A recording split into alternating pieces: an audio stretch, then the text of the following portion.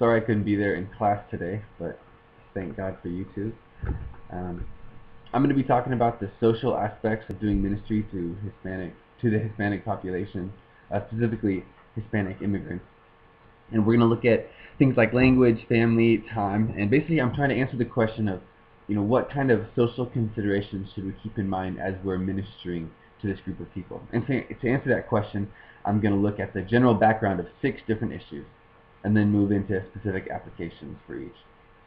Most of the information I'm using today I got from a guy named Herb Taylor, and he's the founder of ReachingHispanics.org. He's a church planter and missionary to Hispanic people both here in the U.S. and abroad. Actually, when I called him, or when he called me, he was calling from Costa Rica, where he was doing a mission trip or something. And we had a nice conversation about how to do effective ministry. So I found his website, emailed him, got the call, and that's where most of this information comes from. So the first social consideration to keep in mind is that the Hispanic people are warm culture people. And that means a lot of things, but generally it means that they're pretty open, outgoing, affectionate, sometimes loud, and very hospitable.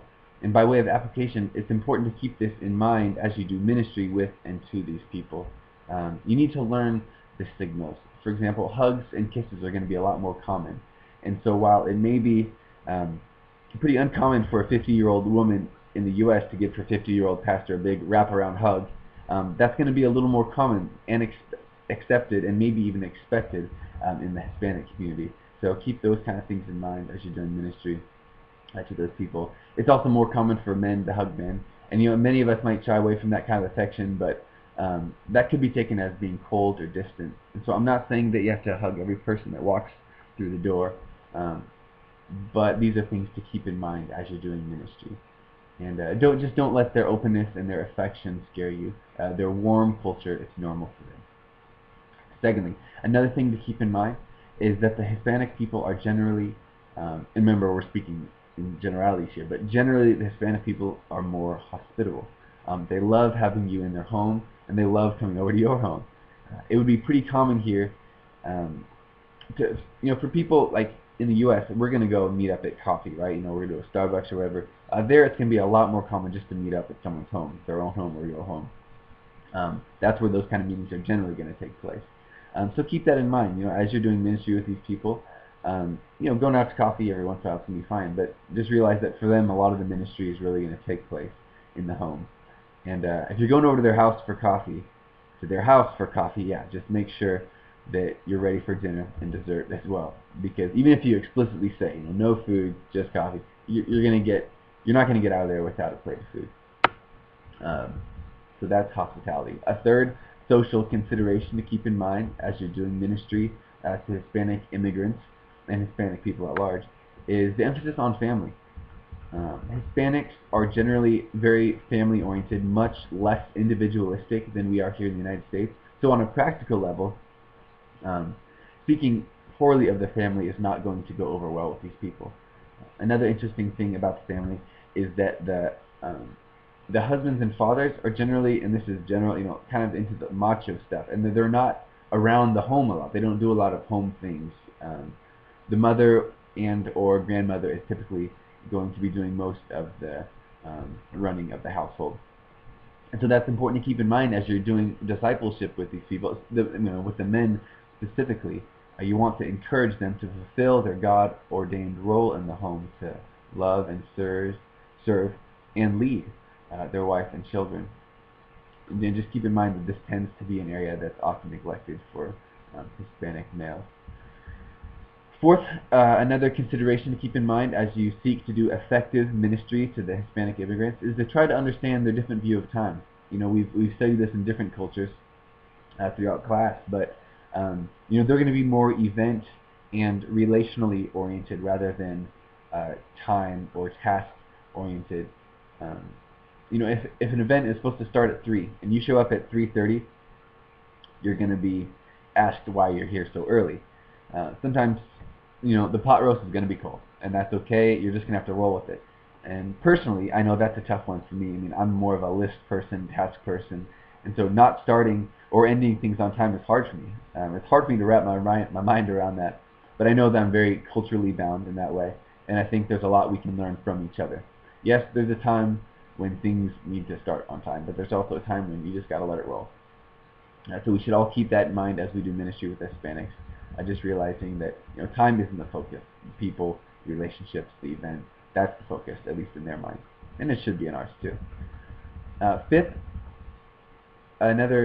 issue to keep in mind is that not all Hispanics are Mexican. This may be obvious to some people, but revolutionary to others. There are at least 22 Hispanic categories: El Salvadorian, Venezuelan, Colombian, Peruvian, Mexican, Costa Rican, and on and on.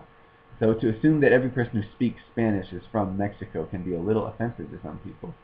The next time you have a conversation with a Hispanic person, you should ask them, hey, tell me about your culture. Where are you from? Where are your parents from? Peru? Cool. I've never met anybody from Peru. Tell me about the food. Tell me about the people, the activities, the weather. Taking the time to recognize their uniqueness as a Hispanic person can be very effective and endearing for relationship building, for ministry purposes. And like most people, Hispanic people have a measure of national pride. They're proud of where they come from, and so don't just assume that you're the person you meet wherever it may be. Maybe it's at a burrito shop or at church or on the street, wherever you meet them. If they speak Spanish, don't just assume that they're a Mexican immigrant. He might be from Argentina, or she might be from Venezuela. Sixth, last but not least, is language. Obviously, language is a huge social consideration to keep in mind as you're doing Hispanic ministry. Many Hispanics do not speak great English, but many can speak English. But just keeping in mind that a lot don't. And if you just wait for them to become fluent in your language, that's usually not the best way to go. Most Hispanic immigrants would like to learn English. It's just that time and cost are usually the issues, the barriers. So just to insist that they learn English, that's not really helpful. They know that. They know they should learn, and most of them would like to. But Hispanic immigrants do respond well to gringos who try to at least speak some Spanish. Even a few phrases can really go a long way. They like to see you try, and I think that's helpful. And keeping another thing in mind for them is that it's hard for them. Learning a language at 25, 35, even 55 years of age, that can be hard. So as a pastor or Christian wanting to do ministry to those people, you need to become well, I'll say this: you don't need to become fluent before you can become effective. Just learning a few phrases can be helpful as you're doing ministry to them. And practically speaking, having Spanish tracts or Spanish reading material or even some Spanish sermons can be a great way to communicate to these people, to communicate the gospel to these people. People who want to learn more about the gospel, but maybe they can do so best in their own native language. So just be conscious of that. So those are a few social considerations to keep in mind as you're doing Hispanic ministry. They're warm culture. They're not all Mexican. They're family-oriented. They're very hospitable. They'd love it if you made some effort to overcome the language barrier. And they're just great people all around.